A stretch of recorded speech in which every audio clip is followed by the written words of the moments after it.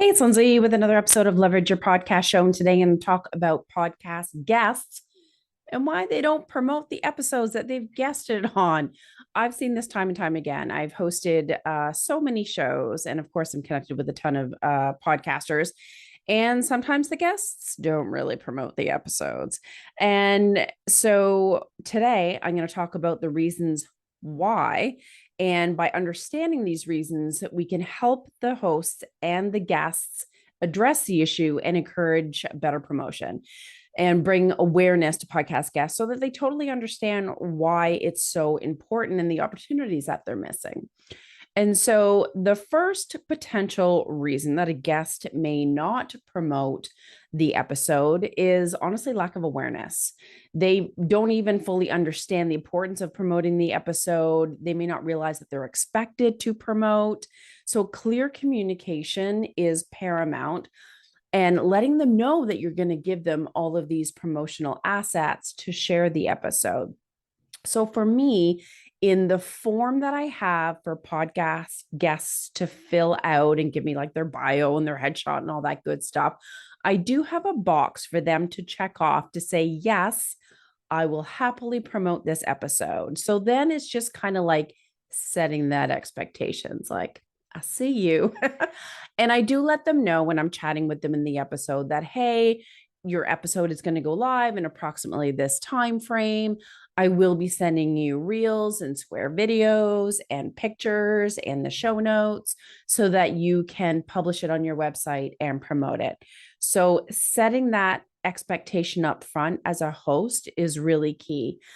And if you are a guest on podcasts, there are so many benefits to why you would want to promote it. It shows you as an expert. You're sharing your knowledge. It's establishing trust. It's expanding your visibility and building your brand. And it's just a great body of content that you're able to leverage and share. Now, the second reason, and this kind of ties into that lack of awareness, is lack of ownerships. Some guests may feel that, well, it's the host podcast, so they need to share it. I'm going to leverage their audience, so it's not really up to me to really use it to my full advantage and share it everywhere, which is crazy to me. But as a guest, you are in control of your own marketing and how you showcase yourself. So don't leave it up to chance, and don't leave it up to the host to kind of do that heavy lifting for you, right? The third is mindset. And honestly, you could probably do a whole episode on this. But some people are not comfortable promoting themselves or their appearances or their body of work. They may feel, self-conscious about sharing the episode with their audience and their network. Sometimes they may have that element of imposter syndrome, or they feel like that they're bragging and saying like, oh, look at me, I was a guest on this podcast. But it's not about saying, oh, I was a guest on this podcast, I was on this show, I was on that show. You're actually doing the audience a disservice by not sharing the content. Because really, think about all the good nuggets that you've shared in that episode. That will help someone. So you want to share that as much as possible. And you can use that as a marketing tool. Every good marketer knows that you need content to market. And so it's a way of using that content to attract your ideal client and convert them as well into prospects and clients. The fourth would be the case where they don't necessarily feel like that episode highlighted their authority. So if the podcast interview didn't really give the guests the opportunity to showcase their brilliance, to share personal stories, insights, results, success stories, then they may not see a significant benefit to promoting it. I know for me, I've been on some shows, and same with clients, where I was just asked a bunch of random questions about my entrepreneurial journey or my business or being a woman in business. And that episode didn't really showcase what I do and how I can serve people and the solutions that I offer. And so that left me feeling, to be quite honest, that like, why? I didn't really want to share it. Like, I'll share it a little bit, but I'm not going to share a lot. And that can happen a ton. So, as a guest, there are things you can do as a guest and a host to prevent that. Now, as a guest, you can reverse engineer your podcast topics. So create topics that are like super sexy. People know exactly what the benefit is of your talk. And then craft interview questions for each talk topic so that the host knows what questions there are and has the ability to guide that conversation in a way that sets you up for success and showcases, the method that you have or a certain strategy that you're, amazing at. And then you have the ability then, especially if you craft the questions a certain way, to share stories and examples and results and seed your products and seed your services and showcase your successes. So don't leave it to chance that the host will just ask you random questions. One quick more point that I want to put on that is that on one sheets, and I see this a lot, where there are 3 topics, but there's a list of like about 10 questions. And those questions are, there's like a couple of questions about the first topic. There's a couple of questions about the second topic. And then there's some other like just general questions. And so the host, it's not really their fault, right? They see your one sheet, they're looking at the questions, and then by default, they're going to run through those questions. So what happens is that episode ends up being all these random questions, all these random points. And again, it doesn't showcase your expertise and your authority in the way that you want. Now, as a host, getting those one sheets, there are 2 things. You can say, hey, I really want to zone in on this one topic. Can you give me specific questions to ask about that topic? For me, in the form that I have for guests to fill out, I do ask them to put in interview questions and what their topic is. Sometimes we have the pre-call beforehand, so we kind of like hammer that out. But honestly, I'm so cognizant of, what questions I'm going to ask, what I want the listener to get out of the episode, what I want the episode to be about, even like thinking like keywords. So I want to make sure that the topic the interview questions are guided in a specific way that's going to really bring out those points and showcase the expertise of the guest. So as a host, you also have to be aware of that and maybe do some of that legwork. Or in the green room beforehand, I've even done this where it's like, hey, here are some of the questions that I was thinking of asking you. Obviously, we have like a loose, organic conversation. Is there anything that I should ask that's above and beyond that you want me to bring up?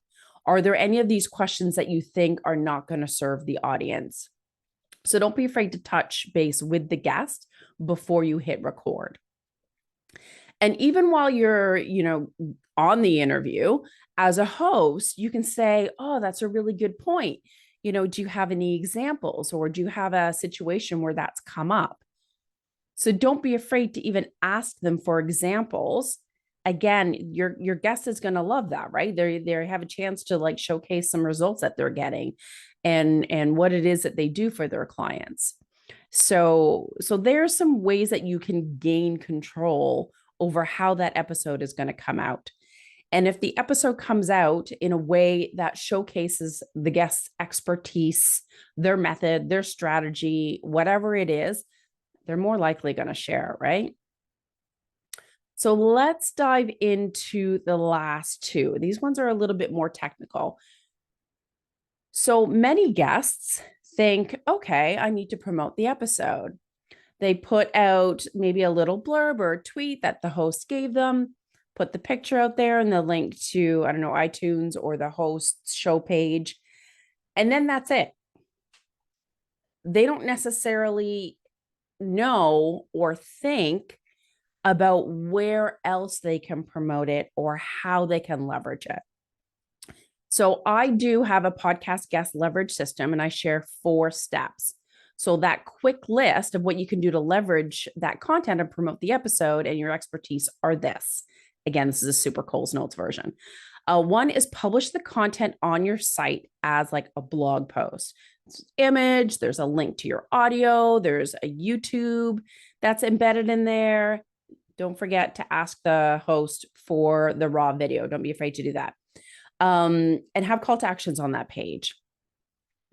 Next is kind of like pulling snackable bites out of that episode. So I'm sure you have a ton of tips, ton of quotes.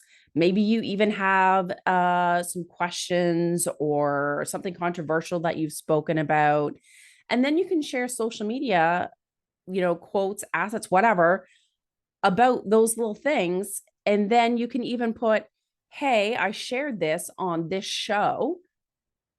I'll even put the link in the comments for you to listen to the whole thing. But the point there is that you're sharing consumable content, quotes, questions, tips that just stand alone and that aren't linking anywhere. The third is to email your list sharing the episode. It's amazing how many people don't do this. I always email my list when I'm a guest on a show.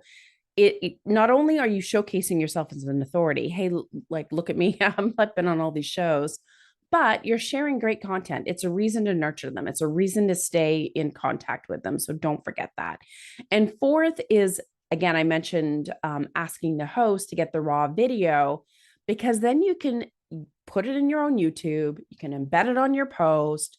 You can create little square videos. You can create reels. You can create YouTube shorts. So you can really use that content because it's you. It's your material. It's your content. It's your expertise. So knowing kind of like all the things that you can do will kind of like open up those doors on how to really leverage that content and get it out there. And last, which we all suffer from, is time constraints. We all have busy schedules, and sometimes, a show will go live and you're in the middle of, who knows what. And you're like, oh, I'll just push this out quickly. And later I'll go do some quotes, or maybe I'll ask for a video, and then you forget about it and it just doesn't get done. Create a system and a process and an SOP. So when an episode is live, you create those branded graphics, you put it on your website, you ask for the video, you create video reels, you create quote graphics. Have a system, whether you're doing it or your VA is doing it, have a system so that you can leverage that content and promote it and showcase yourself as an authority. And of course, if you are stuck on all of the above, on how to do it, when to do it, and where to do it, you can, of course, contact us at smoothbusinesspodcasting.com, because that's what we do. We create all those assets and we make you look good, and we publish it and schedule it and leverage all that content. So I hope that was helpful for you as a host or a guest, to make sure that we all promote this amazing body of work that you record.